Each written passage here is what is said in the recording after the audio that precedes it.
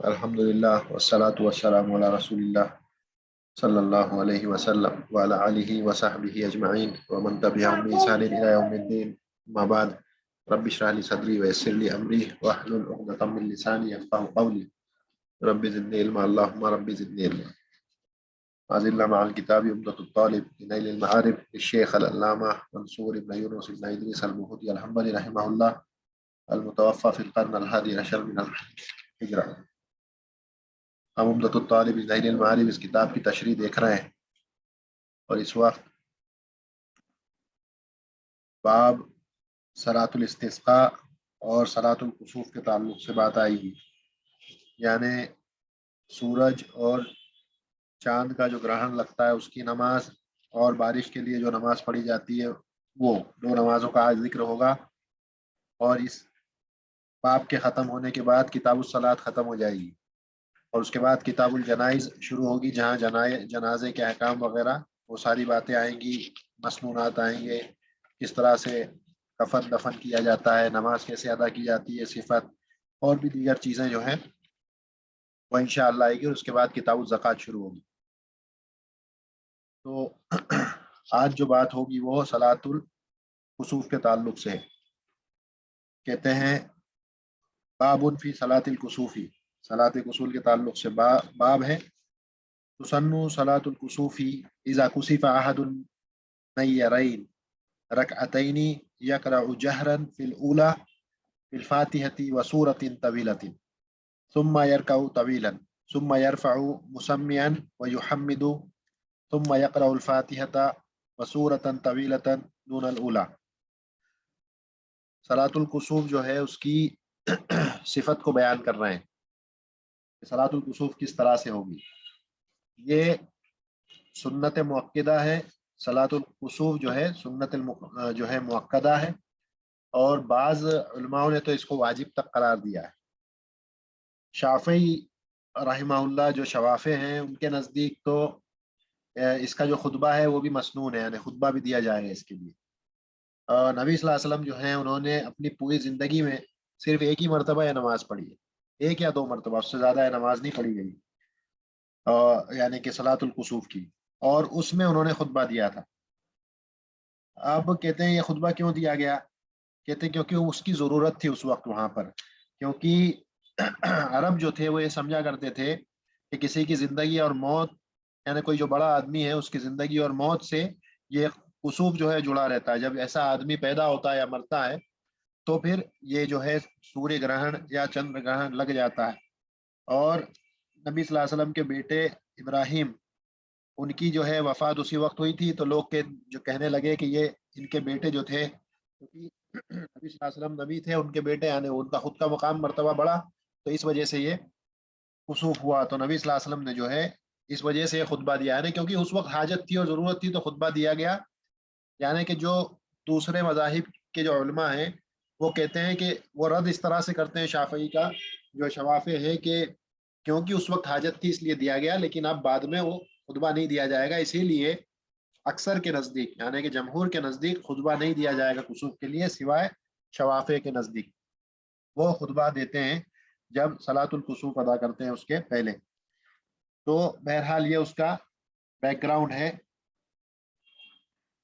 اب کہتے ہیں کہ تسن صلاۃ الکسوف اذا کسف احد النیرین، نیرین سے مراد یعنی دو روشنی والی چیزیں جو روشنی دیتی ہیں، ایک سورج اور ایک چاند، اس سے مراد سورج اور چاند ہے۔ تو کہتے ہیں کہ مسنون ہے صلاۃ الکسوف جب ان دونوں میں سے کسی ایک کو گرہن لگے گا، اذا کسف احد النیرین، احد النیرین، دو رکعت پڑھنا، رکعتین، یہ مسنون ہے جب ان دونوں میں سے کسی ایک کو گرہن لگے، چاہے چاند ہو چاہے سورج ہو۔ جب سورج کو گرہن لگتا ہے تو اسے کسوف کہتے ہیں، اور جب چاند کو لگتا ہے تو اسے خسوف، خاف سے، خا سے خسوف، لیکن دونوں کے لیے کسوف لفظ کا بھی استعمال کیا جاتا ہے، لیکن عموماً جو ہے چاند کے لیے خسوف خا سے اور سورج کے لیے کسوف قاف سے، اس طرح سے کہا جاتا ہے۔ تو یہ جب بھی گرہن لگتا ہے یہ نماز ادا کی جاتی ہے۔ میرے خیال سے ایک آنے والا ابھی اگلے مہینے کی 4 تاریخ کو ایک شاید چاند کا یا سورج کا ایک گرہن آ رہا ہے۔ تو کہتے ہیں کہ یہ 2 رکعت نماز ادا کرنا ہے مسنون ہے، جس میں اس کی صفت کیا ہے؟ یقرأ جہرن، جہری طور پر یہ پڑھی جائے گی. پہلی رکعت میں سورۃ الفاتحہ پڑھیں گے اور اس کے بعد اس کے ساتھ ایک طویل سورہ پڑھا جائے گا، کوئی بھی بڑا سورہ یا زیادہ آیتیں پڑھی جائیں گی. اس کے بعد ثم یرکعو، اس کے بعد رکوع کیا جائے گا اور رکوع بھی طویل ہوگا، کافی دیر تک رکوع کیا جائے گا. ثم یرفعو، اس کے بعد میں پھر سے جو ہے امام کھڑے ہوں گے سمیع اللہ لمن حمیدہ کہتے ہوئے اور ربنا ولک الحمد ویحمد.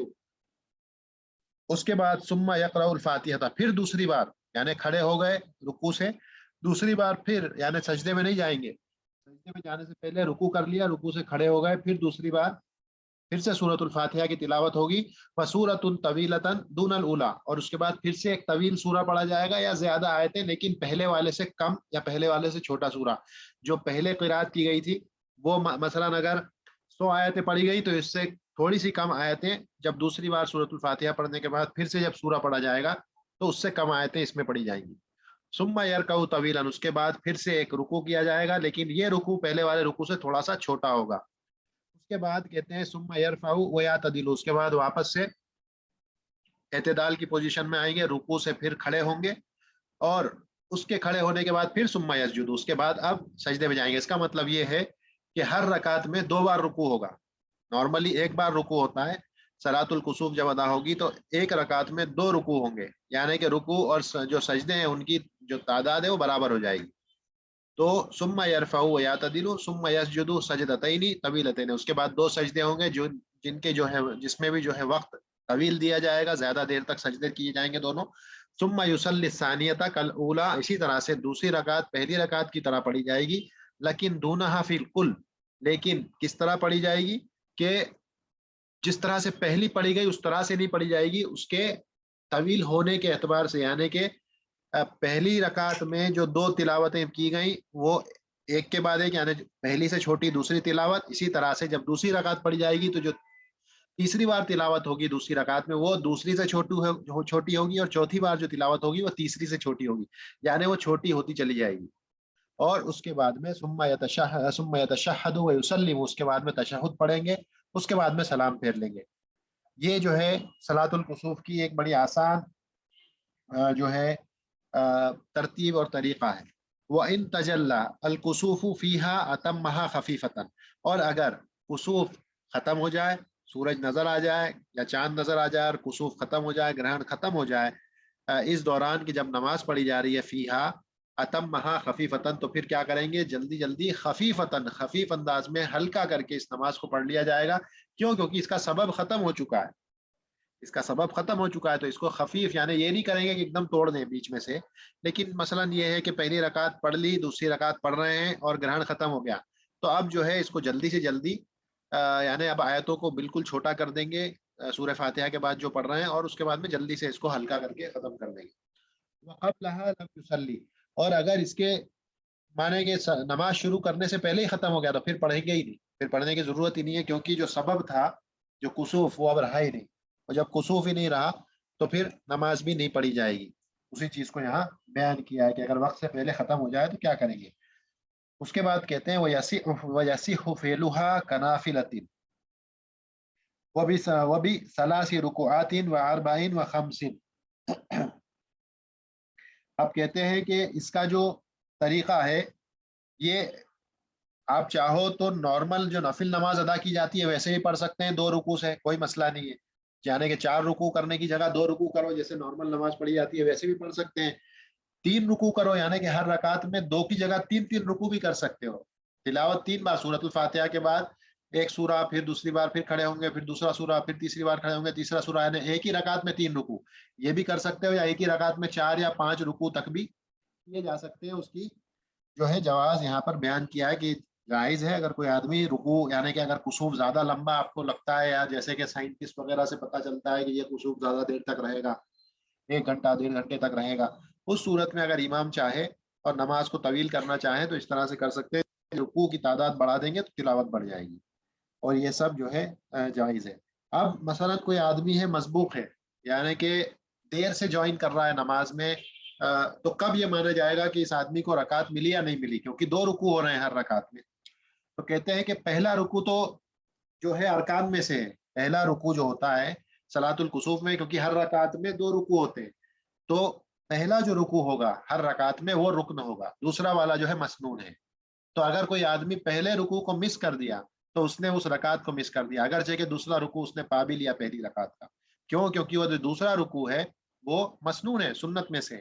اور پہلا رکوع جو تھا وہ رکن میں سے، رکن والا رکوع مس ہو گیا، رکعت مس ہو گئی۔ اب وہ آدمی ویسے ہی پڑھے گا جیسے کہ نارمل نماز پڑھتا ہے جس کی ایک رکعت چھوٹ جاتی ہے۔ تو یہ آدمی جب امام سلام پھیریں گے تو یہ کھڑا ہو جائے گا اور اس کے بعد میں اسی کیفیت سے دو رکوع کے ساتھ اپنی اس رکعت کو مکمل کرے گا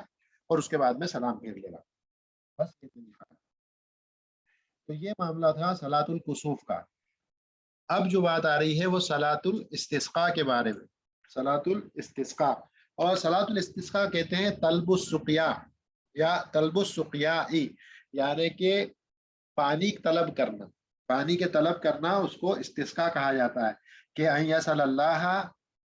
ان یسقى الناس، کہ اللہ سے یہ دعا کرنا کہ لوگوں کے لیے پانی برسایا جائے، لوگوں کو پانی دیا جائے تاکہ وہ سیراب ہو سکیں، پانی پی سکیں ان کے لیے اور جانوروں کے لیے، یعنی طلب السقیا یا طلب یقون بالغیث۔ اور یہ جو طلب ہوگی، یہ جو مانگنا ہے، یہ غیث کا مانگنا ہے، کیونکہ مطر لفظ جو قرآن میں استعمال ہوا ہے یہ ہمیشہ نیگیٹو فارم میں استعمال ہوا ہے۔ مطر کا لفظ جو قرآن میں آیا ہے اکثر دیکھیں گے، یعنی کہ 99% ٹائم قرآن میں مطر لفظ جب آیا ہے تو یہ نیگیٹو اس اعتبار سے آیا ہے۔ مطر جہاں پہ تباہی کی بات ہے وہاں پہ مطر لفظ آیا ہے، لیکن وہ بارش جو رحمت والی ہے یا فائدے مند ہے اس کے لیے غیث لفظ کا استعمال ہوا ہے۔ تو اسی لیے کہتے ہیں الطلب یکون بالغیث ان یطلب الغیث ولا یطلب المطر، یعنی کہ اللہ سے غیث مانگ رہے ہیں، مطر نہیں مانگ رہے، کیونکہ مطر لفظ جو ہے یہ استعمال ہوا ہے ہمیشہ ایک نیگیٹو جو ہے اعتبار سے قرآن میں اس کا استعمال ہوا ہے۔ سن 18 ہجری میں ایک بڑا خطرناک قحط ایک جو ہے سوکھا پڑا تھا، تو حضرت عمر رضی اللہ عنہ جو ہے انہوں نے ابن عباس رضی اللہ عنہما سے جو ہے مطالبہ کیا کہ آپ دعا کریں برسات کی، یعنی کہ کہنے کا مقصد یہ ہے کہ آپ نبی صلی اللہ علیہ وسلم کی قبر پر نہیں گئے، حضرت عمر رضی اللہ عنہ اللہ کے رسول صلی اللہ علیہ وسلم کی قبر پر نہیں گئے کہ آپ سے جا کر قبر پر فریاد کریں کہ دعا کر دیجئے بارش کی۔ حالانکہ معاملہ یہ تھا کہ بعض جو ہے روایتوں میں آتا ہے کہ صلاۃ الاستسقاء کے لیے جو ہے جمعے کے خطبے کے دوران ایک شخص آتا ہے اور اللہ کے رسول صلی اللہ علیہ وسلم سے دعا کہنے کے لیے کرواتا ہے کہ آپ دعا کریں، بارش نہیں ہوئی۔ تو کہتے ہیں کہ ادھر دعا کرنا تھا اور ادھر بادلوں نے آ کے اور بارش شروع کر دی، حتیٰ کہ ایک ہفتے تک ہم نے سورج نہیں دیکھا، اتنی بارش ہوئی۔ اس کے بعد وہی آدمی اگلے جمعے کو پھر دوڑتے ہوئے آتا ہے کہ ہم تو ہلاک ہو گئے، آپ اللہ سے دعا کریں کہ اس بارش کو تھوڑا سا روک دیں۔ تو پھر نبی صلی اللہ علیہ وسلم دعا کرتے ہیں اور بارش رکتی۔ تو ایسا معاملہ تھا۔ اس کے باوجود سن 18 ہجری میں جب جو سوکھا پڑا تو عمر رضی اللہ عنہ جو ہیں وہ ابن عباس رضی اللہ عنہما جو کہ نبی صلی اللہ علیہ وسلم کے چچا تھے ان کے پاس گئے اور ان سے دعا کرنے کو کہا کہ آپ اللہ سے دعا کریں کیونکہ آپ نبی صلی اللہ علیہ وسلم کے چچا ہیں اور ایک نیک شخص ہیں، تو آپ دعا کریں بارش کے لیے۔ تو کہنے کا مقصد یہ ہے کہ ایسی حالت میں بھی جو ہے حضرت عمر جو ہیں نبی صلی اللہ علیہ وسلم کی قبر پر نہیں گئے، بلکہ ایک موجود شخص جو تھے جو کہ صحابہ میں سے تھے، نبی صلی اللہ علیہ وسلم کے چچا بھی تھے، ان کے پاس جا کر کے دعا کرائی۔ تو اس لیے ضروری ہے کہ جب یعنی کہ صالح اور نیک لوگ جو ہے اہل دین ہوں، صلاح والے لوگ ہوں، بوڑھے ہوں، بچے ہوں، ان لوگوں کو جو ہے ساتھ میں رکھ کر کے اس نماز کو ادا کیا جانا چاہیے۔ اس کا ذکر ابھی یہاں پہ آئے گا۔ کہتے ہیں وَإِذَا دَرَّ جَدْبُ عَرْضٍ وَقَحْطُ مَطَرٍ صَلَّوْا صَلَاةَ الِاسْتِسْقَاءِ كَعِيدٍ فِيمَا تَقَدَّمَ۔ جب بھی قحط کا معاملہ ہوگا، سوکھا پڑا ہوا ہوگا، بارش نہیں ہوئی ہے، تو اس وقت جو ہے یہ جو ہے نماز اس کو پڑھا جائے گا صلاۃ الاستسقاء کو، اور اس کی کیفیت بالکل ویسی ہوگی جیسی عید کی نماز کی کیفیت گزر چکی ہے، جو ہم نے پچھلے ہفتے میں جس کے تعلق سے بات کی تھی کہ عید کی نماز صلاۃ العیدین اس کی کیفیت صفت کیا ہے،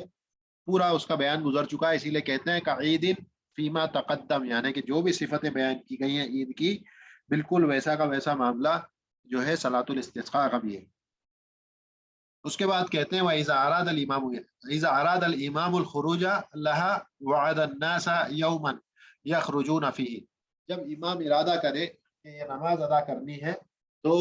امام جو ہے لوگوں کو اس کی خبر دیں ایک دن، یعنی کہ کسی دن خبر دے دیں کہ فلاں دن جانا ہے، کہ ہمیں نکل کر کے اس نماز کے لیے جانا ہے۔ اسی لیے سعودی عرب وغیرہ میں بھی جو ولی الامر ہیں، جو سلطان ہیں، وہ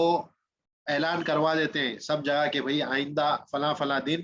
صلاۃ الاستسقاء کی نماز الگ الگ مسجدوں میں ہوگی، تو لوگوں کو چاہیے کہ جا کر کے جمع ہو اور نماز کو ادا کریں۔ تو یہ اعلان جو ہے امام کی طرف سے، ولی الامر کی طرف سے ہوگا کہ فلاں فلاں دن بارش طلب کرنے کے لیے نماز ہونے والی ہے اور سب لوگ شامل ہوں۔ وَأَمَرَهُم بِالتَّوْبَةِ، اور اسی طرح سے امام جو ہے لوگوں کو حکم دے گا توبہ کا، اور وَتَرْكِ التَّشَاهُنِ وَالصِّيَامِ وَالصَّدَقَةِ، ان ساری چیزوں کا جو ہے امام حکم دے گا لوگوں کو کہ توبہ کی کے لیے تلقین ابھارے گا لوگوں کو۔ اسی طرح سے آپسی دشمنی کو چھوڑنے کے لیے امام کہے گا کہ آپس میں جھگڑے فساد ٹنٹے چھوڑ دیں۔ روزوں کا حکم دے گا، صدقہ اور خیرات کا حکم امام دے گا۔ کیوں؟ کیونکہ اکثر جو برائی ہے، یہ جو یا بارش کا نہ آنا ہے، یہ گناہوں کی وجہ سے ہوتا ہے۔ جب گناہ بڑھ جاتے ہیں تو بارش روک دی جاتی ہے۔ جیسے کہ اللہ کے رسول صلی اللہ علیہ وسلم کی حدیث بھی ہے کہ اگر جو ہے جانوروں کا خیال نہ ہوتا تو لوگوں کے گناہوں کی وجہ سے پوری طرح سے بارش کو روک دیا جاتا۔ یہ جو بھی بارش ہوتی ہے پھر تھوڑی بہت اگر ہوتی ہے تو جانوروں کی وجہ سے ہوتی ہے، تو بارش کا رک جانا یہ گناہوں کے سبب ہوتا ہے۔ اسی لیے امام کا جو کام ہوگا اس دن یہ حکم دینا کہ لوگ توبہ کریں، آپسی دشمنیوں کو اور جو ہے نا اتفاقیوں کو چھوڑیں، روزے رکھیں، صدقہ اور خیرات کریں۔ ان چیزوں کے لیے وہ لوگوں کو ابھارے گا۔ وَيَخْرُجُ مُتَوَادِيًا مُتَخَشِّيًا مُتَذَلِّلًا، یہ ظاہر سی بات ہے کیونکہ ہم ایک جو ہے بارش طلب کرنے کے لیے جا رہے ہیں۔ انسان کو اس چیز کا احساس ہونا چاہیے کہ بارش کا رک جانا یہ ہمارے گناہوں کی سبب ایسا ہوتا ہے۔ تو آدمی کو بہت ہی تواضع والے انداز میں، بڑے تذلل کے ساتھ اور تخشع کے ساتھ اس کے لیے نکلنا چاہیے، بالکل اپنے آپ کو ذلیل اور خوار سمجھتے ہوئے جو ہے وہ اس نماز کو ادا کرنے کے لیے نکلے۔ وَمَعَهُ أَهْلُ الدِّينِ، یعنی امام کے ساتھ جیسے کہ بات گزری اہل دین ہوں، علماء ہوں، نیک لوگ ہوں، اور جو ہے اہل الصلاح، اچھے لوگ، صالحین لوگ امام کے ساتھ ہوں۔ والشیوخ، اسی طرح سے والشیوخ والممیزون،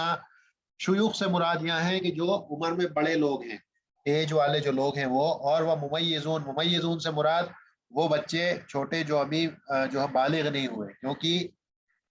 امید ہے کہ ان لوگوں کی دعا اللہ سنے، جو کا جو ہے کبار السن ہے، یا اسی طرح سے جو چھوٹے بچے ہیں، ہو سکتا ہے اللہ ان کی دعا کو سنے۔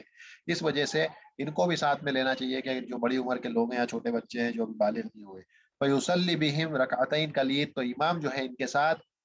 2 رکعت ادا کریں گے، جس طرح سے عید کی رکعت نماز عید کی جو ہے نماز ادا ہوتی ہے، جس طرح سے جو کیفیت ہے، یہ 6 جو ہے زائد تکبیر ہے پہلی رکعت میں، 5 دوسری رکعت میں، اور جو طریقہ ہے اس طرح سے عید کی نماز کی طرح جو ہے صلاۃ الاستسقاء بارش طلب کرنے کی دعا نماز بھی پڑھی جائے گی۔ ثم یخطب واحدۃ یفتتحها بالتکبیر قعید، اور اس میں ایک ہی خطبہ ہوگا، امام ایک خطبہ دیں گے، اور اس خطبے کی شروعات تکبیر سے ہوگی، جس طرح عید کی نماز سے، عید کے خطبے کے لیے شروعات امام تکبیر سے کرتے ہیں، اللہ اکبر اللہ اکبر، اس طرح سے جو ہے وہ خطبے کی شروعات کریں گے۔ وَيُكْثِرُ فِيهَا اسْتِغْفَارًا وَقِرَاءَةَ آيَاتٍ فِيهَا الْأَمْرُ بِهِ، اسی طرح سے استغفار جو ہے اس کو جو ہے امام جو ہے اس پہ ابھارے گا لوگوں کو کہ زیادہ سے زیادہ استغفار کریں۔ کیوں؟ کیونکہ نوح علیہ السلام کا واقعہ موجود ہے، وَقُلْتُ اسْتَغْفِرُوا رَبَّكُمْ إِنَّهُ كَانَ غَفَّارًا، کہ تم اپنے رب کا استغفار زیادہ سے زیادہ کرو، بہت زیادہ غفور ہے، معاف کرنے والا ہے، ایسا کرو گے تو اللہ تمہارے لیے بارشوں کو برسا دے گا۔ سورہ نوح میں سمجھتا ہوں آخر میں جا کر کے یہ آپ اس کو آیت کو پڑھ سکتے ہیں۔ تو کیونکہ وہاں پر تلقین ہے اس بات کی کہ آدمی استغفار کرے، تو اس وجہ سے امام کا بھی یہ کام ہے کہ لوگوں کو ابھارے کہ زیادہ سے زیادہ توبہ اور استغفار کرو، اور ایسی آیاتوں کو پڑھیں جس میں کہ اس کا حکم دیا ہے استغفار کا، جیسے کہ یہ آیت ہے، اور اس طرح سے اور بھی جتنی آیتیں ہیں قرآن میں جہاں پر اس چیز پر ابھارا ہے کہ استغفار کریں، اللہ تمہارے لیے جو ہے نہریں بہا دے گا، بارشیں کروا دے گا، ویسی آیتوں کو پڑھنا خطبے کے اندر یہ جو ہے مسنون ہے اور بہتر ہے۔ وَيَرْفَعُ يَدَيْهِ وَيَدْعُو بِدُعَاءِ النَّبِي صلی اللہ علیہ وسلم، اسی طرح سے جو ہے اپنے ہاتھوں کو، یہ آدمی دونوں ہاتھوں کو اٹھائے گا اور اللہ سے دعا کرے گا، اور ہاتھ بہت زیادہ اونچے اس میں اٹھا دے گا، یہاں تک کہ کہتے ہیں کہ نبی صلی اللہ علیہ وسلم نے جب ہاتھ اٹھائے تھے تو آپ کی جو بغل کی سفیدی تھی وہ تک نظر آتی تھی، اتنے اونچے جب یعنی صلاۃ الاستسقاء کے لیے ہاتھ اٹھاتے تھے دعا مانگنے کے لیے تو پورے اوپر اٹھاتے تھے۔ بعض روایتوں میں تو یہ بھی آیا ہے کہ ہاتھ جو ہے الٹے اٹھاتے تھے،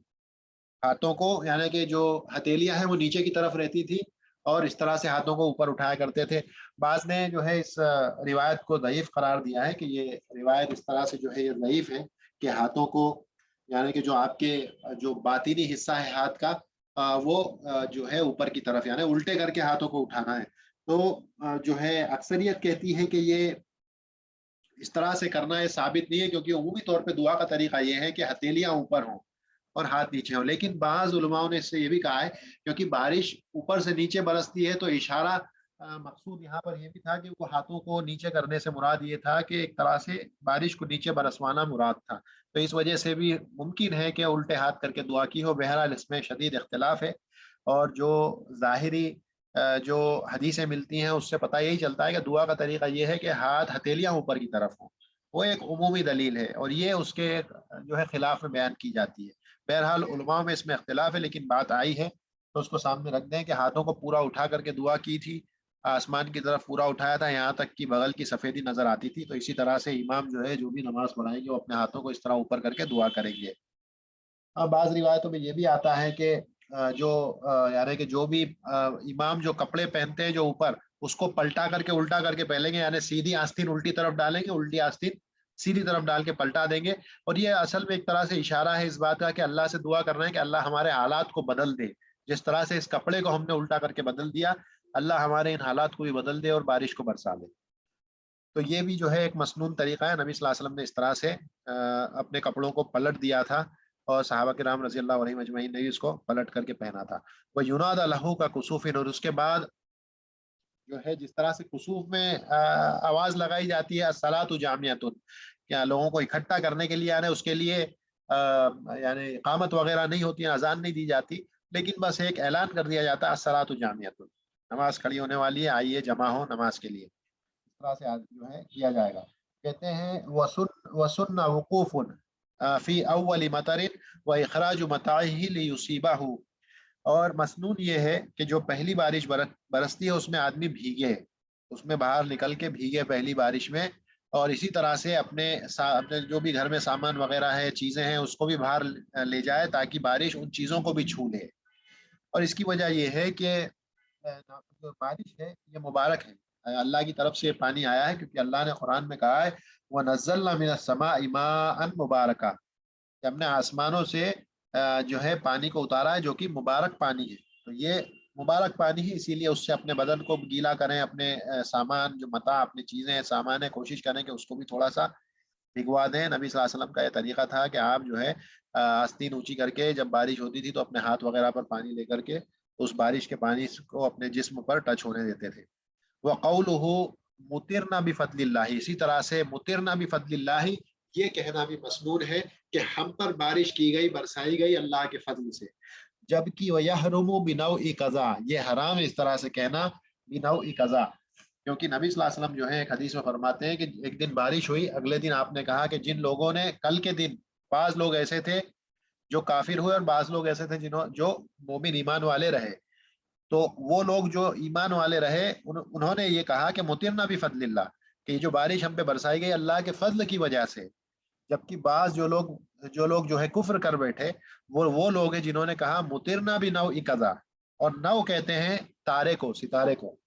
نو کہا جاتا ہے ستارے کو. تو یہ جو با ہے اسے کہتے ہیں با سببیہ, سبب کا با, یعنی کہ ہم پہ جو بارش برسائی گئی وہ اس تارے کے سبب برسی آئے, تارا خود وجہ بنا ہے اس کی برسنے کی, جبکہ یہ صحیح نہیں ہے کیونکہ بارش برسانے والا اللہ ہے. تو اس وجہ سے یہ شرکیہ کلمات میں ان کا شمار ہوگا بھی نوی قضا اس طرح سے کہنا. جبکہ با کی جگہ اگر فی استعمال کرتے ہیں تو یہ جائز ہے. علماء کہتے ہیں کہ مطرنا فی نوع قضا, فی نوع قضا سے مراد یہ ہے کہ ظرفیہ, یعنی کہ اس وقت جب یہ ستارہ فلاں فلاں جگہ تھا آسمان میں اس وقت بارش برسی, یہ کہنا بالکل درست ہے, اس میں کوئی برائی نہیں ہے. کیونکہ ممکن ہے کہ آسمان میں یہ ستارہ جس پوزیشن میں تھا جب وہاں اس پوزیشن میں تھا تب یہ جو ہے بارش برسی, محض خبر ہے. لیکن اگر کوئی کہے کہ مطرنا بنوء قضا, یعنی کہ بارش یا تو اس ستارے نے خود کری ہے یا اس کے سبب ہوئی ہے, دونوں چیزیں جو ہیں شرکیہ کلمات ہیں, اسی لیے نبی صلی اللہ علیہ وسلم نے اس سے منع فرمایا. تو اسی لیے یہاں پہ شیخ لکھتے ہیں کہ یحرم بنوء قضا, کہ یہ جو بارش اس تارے کی وجہ سے برسی ہے یا یہ اس خود تارے نے خود برسائی ہے, دونوں چیزیں حرام ہے اس طرح سے کہنا, جس سے آدمی کو بچنا چاہیے. اور اس میں جو ہے ایک آخری بات کیا ہے کہ حضرت علی جو ہے رضی اللہ عنہ، وہ تفسیر قرطبی میں جو ہے یہ بات موجود ہے، سورہ نساء اس میں جب آپ دیکھیں گے تو تفسیر قرطبی میں یہ بات موجود ہے اس آیت کی تفسیر میں، وَنَزَّلْنَا مِنَ السَّمَاءِ مَاءً مُبَارَكًا، کہ کہتے ہیں کہ جو علی رضی اللہ عنہ ہے انہوں نے جو ہے وہ یہ کہا کرتے تھے کہ قال من اصابہ مرض، قال من اصابہ مرض او علم، کہ وہ شخص جسے کوئی بیماری ہو یا کوئی درد تکلیف ہو، او اذا، یا کوئی یعنی پریشانی تکلیف، جسم میں کوئی تکلیف ہو پریشانی ہو، فلیقترض من زوجته شیئا، تو اسے چاہیے کہ اپنی بیوی سے کچھ قرضہ لے لے، کچھ چیز اس کے مہر میں سے، من المہری و صداقہ الذی آتا ہے، اسی طرح سے صدقہ وغیرہ ہے یا مہر کا پیسہ اس میں سے کچھ قرض لے لے جو اس نے اس کو دیا تھا، الذی آتا ہے ویشتری من ھذا المال، اور اس مال سے جو ہے یہ آدمی یشتری من ھذا المال اصلا، کچھ جو ہے شہد خرید لے اس پیسے سے جو اس نے قرض لیا، ثم یاخذ ماء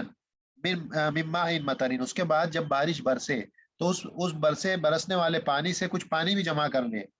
وَيَدْعَ فِيهِ شَيْءٌ مِنْ هَذَا الْعَسَلِ، اور اس کے بعد اس پانی کو اس شہد میں ملا دے، وَيَخْلِطُهُ وَيَشْرُبُهُ، اس کے بعد اس کو آپس میں اچھے سے مکس کر لے اور اس کو پی جائے، کوئی بھی مرض، کوئی بھی پریشانی، کوئی بھی تکلیف ہوگی انشاءاللہ وہ دور ہو جائے گی۔ اب اس کی دلیل کہاں سے آئی؟ اس کی دلیل کہتے ہیں ایک تو وہ آیت ہے معروف سورۃ النحل کی آیت ہے کہ اللہ نے جو ہے شہد میں شفا رکھی ہے، تو شہد تو وہاں سے آ گیا۔ اب یہ دلیل کے قرضہ لے کے کرنا ہے کہاں سے آیا؟ کہتے ہیں سورۃ النساء آیت نمبر 3 یا 4 نمبر کی آیت ہے، جس میں یہی بیان کیا ہے کہ جب عورت اپنے دل سے اپنی مرضی سے اپنے مال میں سے، یعنی کہ جو مہر کا مال ہے اس میں سے کچھ تمہیں دے دے، فَقُلُوهُ هَنِيئًا مَرِيئًا، تو وہ لو اور اس کا استعمال کر لو۔